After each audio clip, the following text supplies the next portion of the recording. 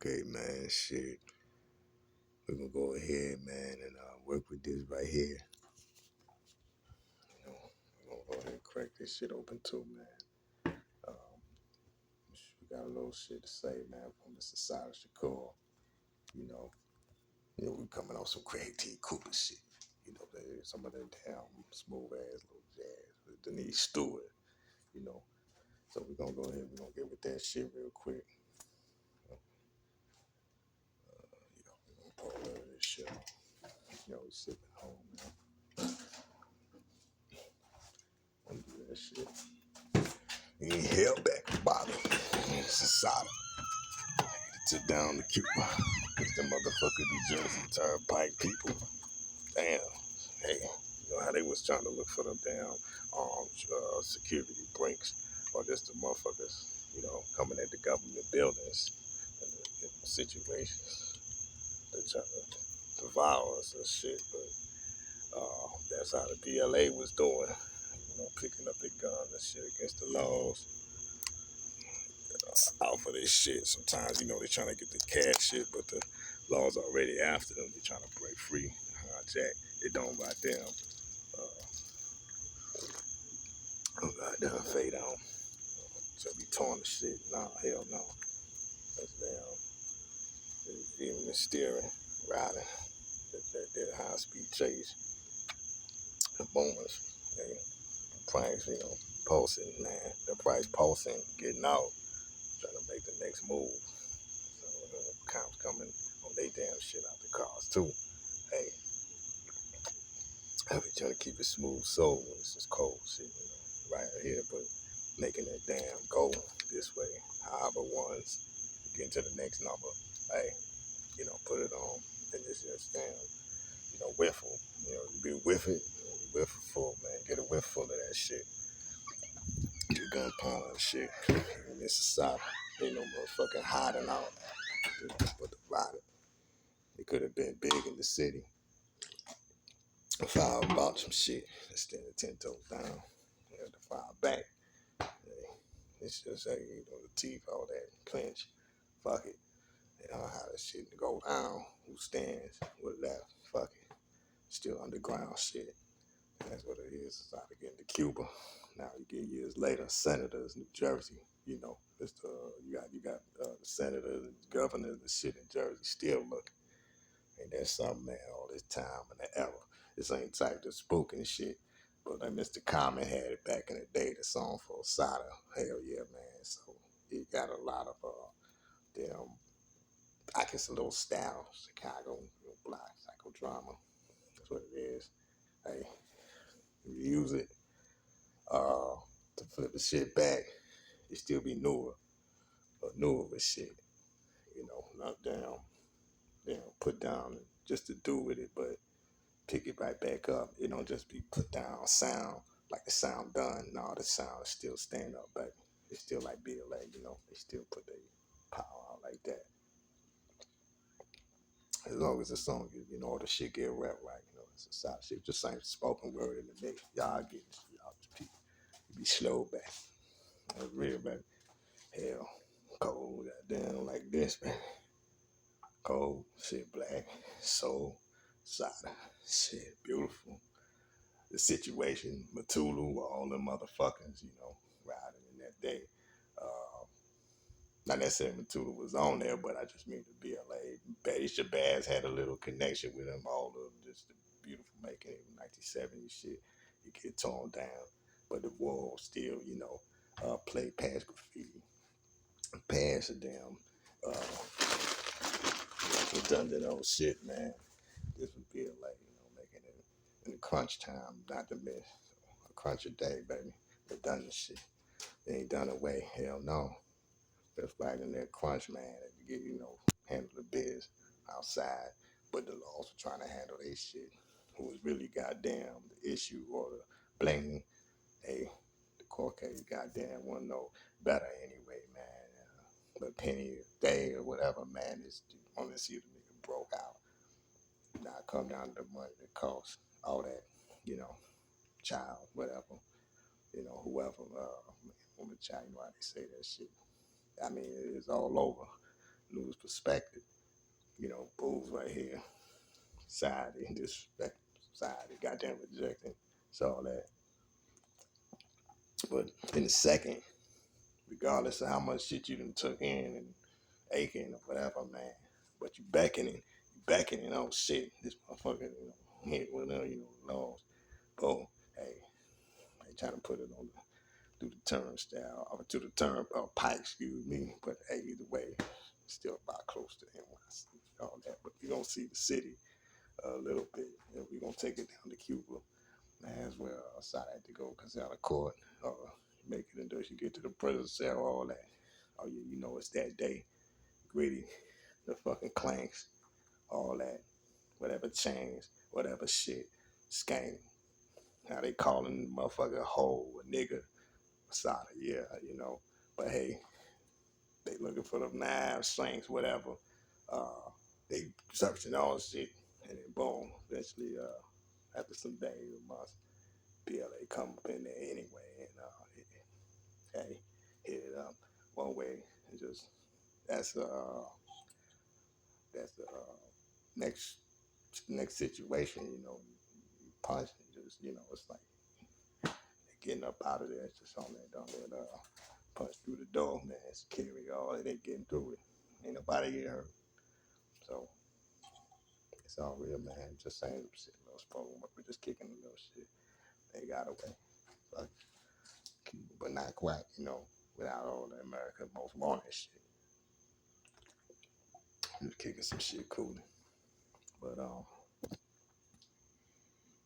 we're gonna take it a few places down South America because we looked at a few things with the Sandinistas, and Alexis Arguello didn't really start well with him. He went forward. Then eventually he rolled with their party.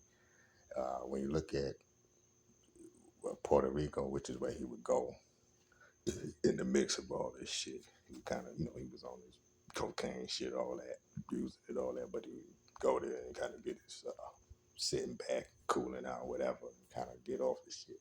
We was mentioning that, a lot in the mix, BLA dealt with it all, motherfuckers using whatever shit, community getting clean, all that. So I think when you look at Assata taking some of the values down to Cuba and everything, besides just trying to stay on the run and hide out, I think that put a bigger situation down there for that aspect because a lot of blacks were trying to find that political relief down there, asylum, whatever the fuck you call it. And I think that some of those politics still went into a bit. I mean, they're coming out from the U.S. and shit that niggas dealing with and all that. But then you get it back down Cuba. You bring that situation there and it gets recognized with the communism. And of course, that's what Alexis Arguello was actually trying to keep away or trying to defeat. So in that aspect, man, we're gonna take a fucking look, man, real quick at a few little political situations down there. But it ain't gonna be just political, obviously. We're just looking at it.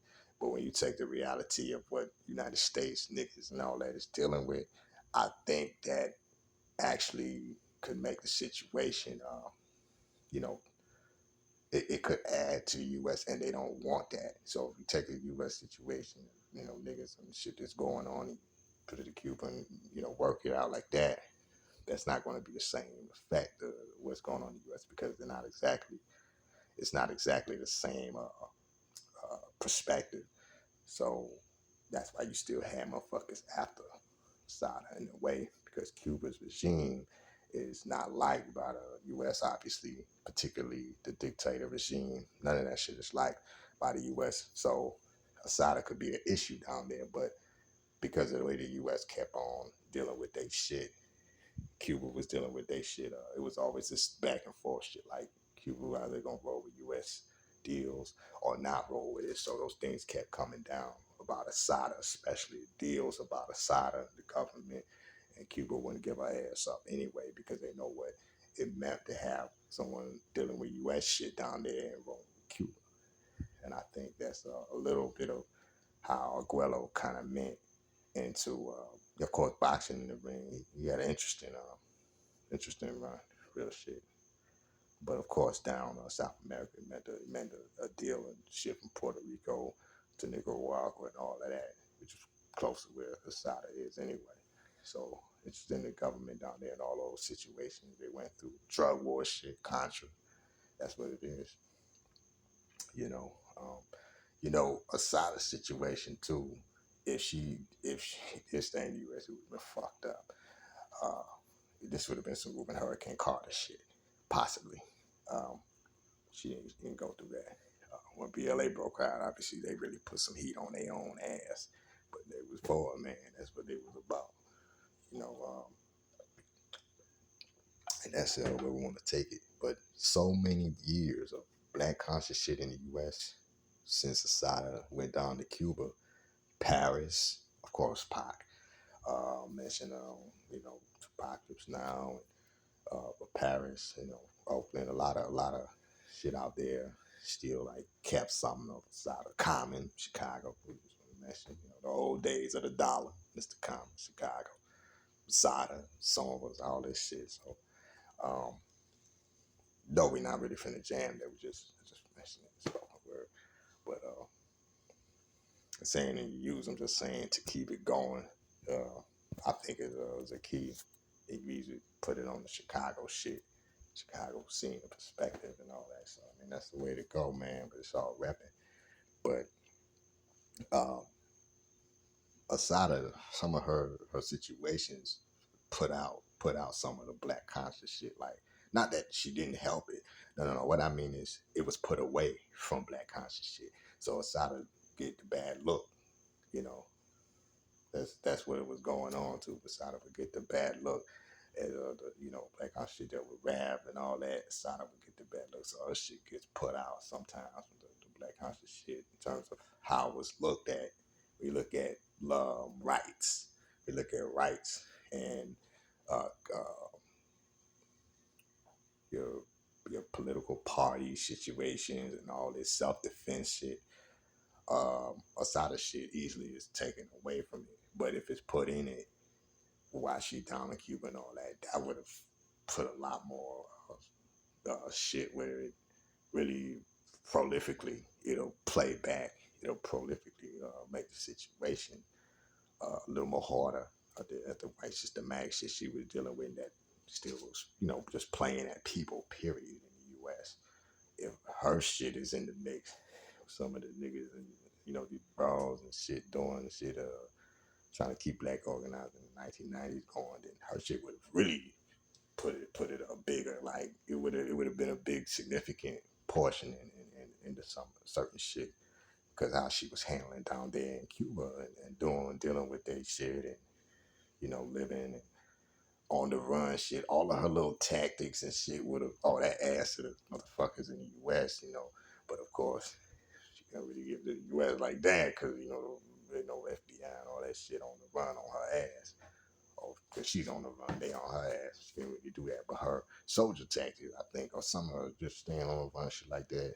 I think some of that shit would have been easily been able to work or been able to add into what the black, especially with doing in the 1990s rap. Black conscious, it did add a little bit, but I mean with her physically there instead of physically in another country, it would have added. It would have added. So we're gonna take a look at some of them key aspects too, man. But of course we gonna jam shit. We mentioned that Shy. We're gonna have some other shit on, but might still be some common shit or something like. But it'll just be some other shit. Common got shit with Charlie Raleigh, uh, Sadat X. Y'all remember those mixtapes? Um, just shit, those tapes, those underground joints. Uh, he had a little underground mix, little raw shit, little underground, neo jazz. So of course, in Chicago really get it somewhere with that psychodrama shit, but it's all just gonna take it there. Just kicking some shit. Gonna put it there, man. Gonna get it right back to the shit. That's how we coming on. Don't do that. It ain't gonna be too much on the little politics shit of the South America where Sada and Aguelo was at, but it will be a little, well, we look at right back into some of the jamming, the Atlanta connection with the city and the little party shit they had in 1990s 2G. We gonna kind of bring it right back up and look at a few things there that well, y'all gonna see some real shit on the clip. Same shit, just gonna make some shit. Check the jam shit on it though. Gonna bring it back. Deal on that shit.